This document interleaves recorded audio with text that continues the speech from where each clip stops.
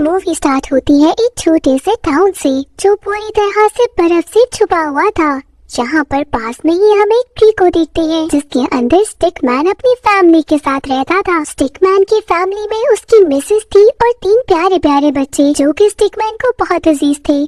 अब रात होती है और पता चलता है कि अगले दिन क्रिसमस है। स्टिकमैन के बच्चे जब सुबह सोकर उठते हैं तो वो बहुत एक्साइटेड थे कि सांता क्लॉज हमारे लिए क्या लेकर आया होगा। बाहर क्रिसमस ट्री के नीचे 3 छोटे से प्रेजेंट पड़े थे जिनको खोलने पर हम देखते हैं प्यारे प्यारे से गिफ्ट जो कि स्टिकमैन ने खुद रखे थे। अब इसके बाद वो अपने बच्चों को इन गिफ्ट को खेलना सिखाता है। बाहर हर तरफ बर्फ पड़ी थी और इसके साथ ही स्टिकमैन अपनी फैमिली के साथ बाहर जाकर एंजॉय करने लगता है। अब थोड़ी ही देर के बाद पास में एक इंसानी लड़की आती है जिसको देखते साथ ही ये पूरी फैमिली ऐसे प्रिटेंड करती है जैसे ये नॉर्मल स्टिक्स हैं। लोगों से बचने के लिए उन्हें ऐसा हमेशा करना पड़ता था और ये सब इसी तरह से उस लड़की के जाने के बाद फिर से खेलने लगते हैं। स्टिकमैन अपनी फैमिली के साथ बहुत खुश था।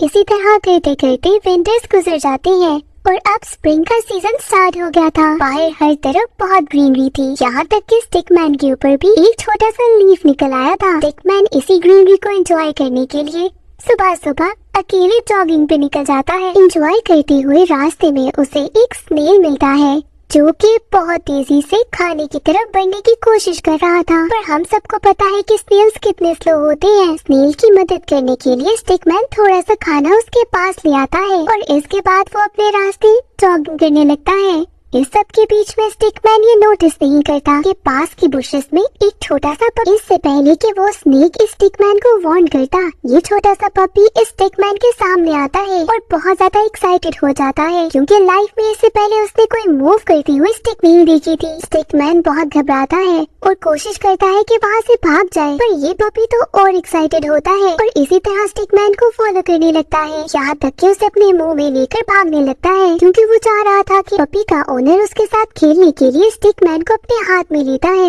और दूर फेंक देता है, जिसको एक्साइटेड होकर ये पपी पकड़ने के लिए जाता है। वहाँ पर स्टिकमैन उसे समझाता है कि मैं भी तुम्हारी तरह जीता जागता हूँ। इसके बाद स्टिकमैन चलने लगता है और सोचता है कि अपने घर वापस जाया जाए। उसे लग रहा था कि शायद पपी उसकी बातों को समझ गया, पर ऐसा नहीं था। वो पपी फिर से उसे अपने मुंह में लेता है और दोबारा अपने ओनर के पास आने लगता है। ओनर एक बार फिर से इस स्टिकमैन को अपने हाथ में लेता है कि अपने पपी के साथ खेले।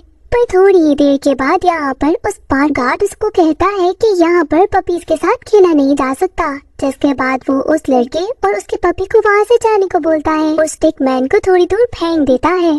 स्टिकमैन को बहुत रिलीफ मिलता है कि आखिरकार उसका पपी से छुटकारा हो गया। अब वो अपने घर जाने लगता है, पर मुश्किलों ने अभी कहाँ उसका पीछा छोड़ा था। थोड़ी ही देर के बाद यहाँ पर एक लड़की आती है। वो खुद एक स्टिक को ढूंढ रही थी क्योंकि शायद वो कोई गेम खेलना चाह रही थी और स्टिकमैन को देखते साथ ही वो उसको लेकर अपने साथ चली जाती है। दूसरी तरफ स्टिकमैन की मिसेस उसका वेट कर रही थी कि आखिरकार स्टिकमैन वापस कब आएगा। दूसरी तरफ वो लड़की स्टिकमैन को पानी में फेंक देती है। ये अपनी फ्रेंड्स के साथ मिलकर कोई रेस लगा रही थी और इसी तरह स्टिकमैन पानी में बहता हुआ दूर चला जाता है। बहते बहते पानी में स्टिकमैन काफी दूर निकल जाता है, जिसके बाद वो कोशिश तो कर रहा था कि किसी तरीके से पानी से बाहर निकल जाए, पर यहाँ पर पानी का बहाव उसे ऐसे करने नहीं दे रहा था और वो ऐसे ही एक व्हील से होते हुए बहुत दूर निकल जाता है। परेशान होकर स्टिकमैन आसपास देखने लगता है कि किसी भी हेल्प के थ्रू वो पानी से बाहर निकल जाए। अब थोड़ी ही दूर उसे एक फिशरमैन दिखाई देता है जो वहाँ पर फिशिंग कर रहा था। उसके हाथ में फिशिंग पोल था और पोल के एंड के हुक पर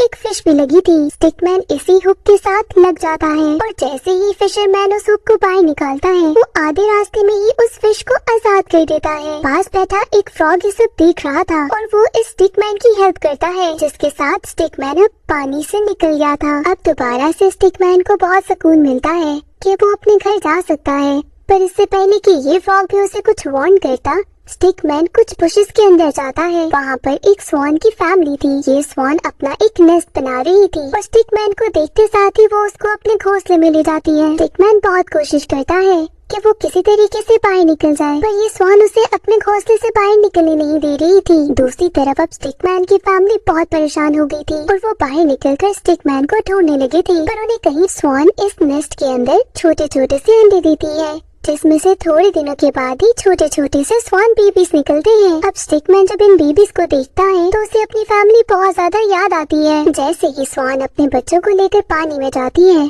स्टिकमैन यहाँ से फिर से भागने लगता है, पर यहाँ पर भी उसकी किस्मत बहुत खराब थी। पास में से ही गुजरती हुई एक बोट का पैडल स्टिकमैन को लगता है और वो एक बार फिर से पानी में गिर जाता है। स्टिकमैन बहता बहता पानी में बहुत दूर आ चुका था। उसे दूर ही एक वॉच टावर भी दिखाई दे रहा था, जिससे अब स्टिकमैन को पता चल गया था कि वो अपने घर से बहुत दूर हो चुका है और अब वापस जाना शायद बहुत मुश्किल है। यहाँ पर फिर भी वो हिम्मत नहीं हारता और बहुत कोशिश करता है, पर पानी की लहरें उसे मजीद पानी के अंदर कर देती हैं और इसके बाद तो उसे कुछ होश नहीं रहता। थक हार कर अब स्टिकमैन पानी में ही फ्लोट करने लगता है और कुछ देर रेस्ट करने के लिए आंखें बंद कर देता है। अचानक से उसकी आंख खुलती है जब एक बर्ड आकर उसे तंग करती है। दूसरी तरफ स्टिकमैन की मिसेस उसे ढूंढते ढूंढते स्वान के घोंसले तक पहुंच जाती है, जहां पर उसे वो लीफ दिखाई देता है जो कि स्टिकमैन के ऊपर लगा था। ये देखकर वो काफी परेशान होती है। थोड़ी ही देर के बाद वो फ्रॉग यहाँ आता है और स्टिकमैन की मिसेस को बताता है कि कैसे स्टिकमैन पानी में बहता हुआ दूर चला। स्टिकमैन की मिसेस को तो अब ये लगने लगा था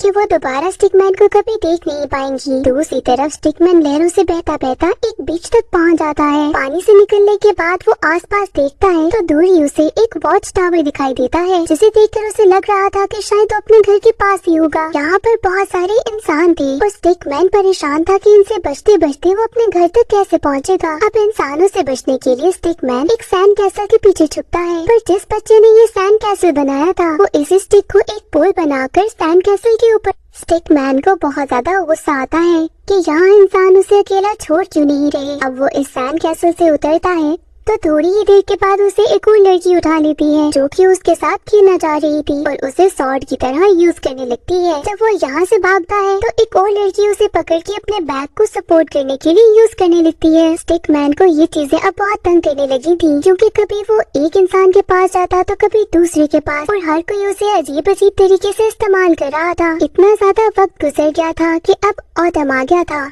हर तरफ पत्ती गिर रही थी। यहाँ पर एक लड़का स्टिकमैन को उठाकर बूमरैंग की तरह यूज करता है और दूर फेंकता है और ऐसे ही हम देखते हैं कि अब विंटर्स आ गई है। हर तरफ बहुत ज्यादा स्नो है। स्टिकमैन की हिम्मत एंड होती जा रही थी और वो बस यही सोच रहा था कि कब वो अपने घर जाएगा और क्रिसमस अपनी फैमिली के साथ गुजार सकेगा। यहाँ एक लड़का आकर स्टिकमैन को अपने स्नोमैन पे लगा देता है और इसके बाद जब वो वहाँ से जाता है तो स्टिकमैन स्नोमैन को तोड़कर बाहर सर्दी में चलते चलते वो जम रहा था, पर वो फिर भी अपनी जर्नी को आगे बढ़ाता है कि उसने अपनी फैमिली के पास जाना है। सामने ही उसे एक ट्री दिखाई देता है जो कि बिल्कुल वैसा था जैसा स्टिकमैन का अपना घर था। स्टिकमैन ये देखकर बहुत खुश होता है कि शायद आखिरकार वो घर पास जाने पर स्टिकमैन को पता चलता है कि ये उसका घर नहीं बल्कि बस एक रैंडम सा ट्री है। यहाँ पर तो अब वो हिम्मत हार चुका था और ऐसे ही बर्फ में लेट जाता है। यहाँ स्टिकमैन को तो ये भी नहीं पता चलता कि वो एक फॉरेस्ट से बाहर निकलकर एक टाउन के सामने। दूसरी तरफ स्टिकमैन की मिसेस को भी अब यही लग रहा था कि वो स्टिकमैन को दोबारा कभी नहीं देख सकेंगी। अब थोड़ी ही देर के बाद एक लड़की आती है और स्टिकमैन को देखकर उठा लेती है। उसको लग रहा था कि इसे घर लेकर जाएगी और फायरवुड में इस्तेमाल करेगी। अब यहाँ स्टिकमैन फायर प्लेस में पड़ा था और उसे कोई होश नहीं था,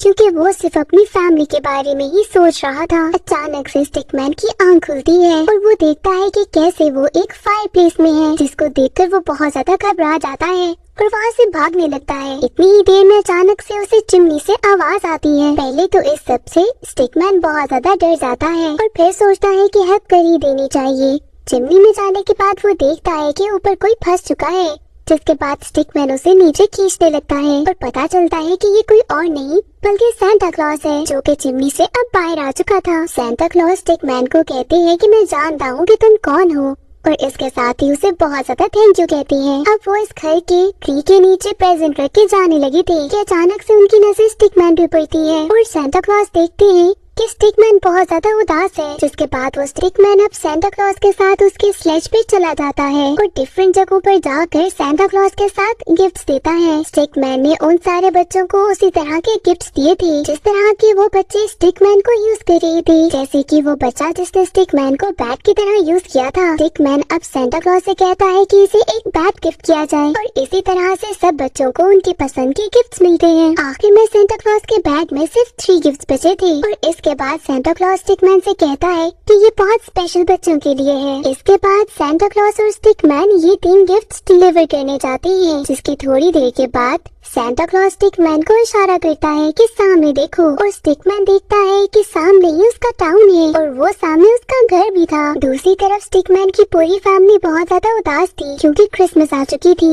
और अभी तक स्टिकमैन का कुछ पता नहीं था, जिसकी वजह से उनको लग रहा था कि अब वो दोबारा कभी भी स्टिकमैन से मिल नहीं सकेंगे। अचानक से इनकी ट्री के ऊपर झटका महसूस होता है, जिससे सबको लगता है कि शायद कोई बर्ड इनकी ट्री के ऊपर अटैक कर रहा है और ये सब देखने के लिए बाहर जाते हैं। देखते हैं कि यहाँ पर कोई और नहीं बल्कि स्टिकमैन है और साथ ही सेंटा क्लॉज के दिए हुए वो 3 गिफ्ट्स भी। स्टिकमैन की पूरी फैमिली उसे देखकर बहुत ज्यादा खुश होती है और ये सब लोग मिलकर एक ग्रुप हग करते हैं, जिसके बाद स्टिकमैन इनसे प्रॉमिस करता है कि अब वो कभी भी अकेले बाहर नहीं जाएगा। एंड में हम देखते हैं कि सेंटा क्लॉज इन सबको क्रिसमस विश करता है और ऐसे ही ये मूवी एंड हो जाती है।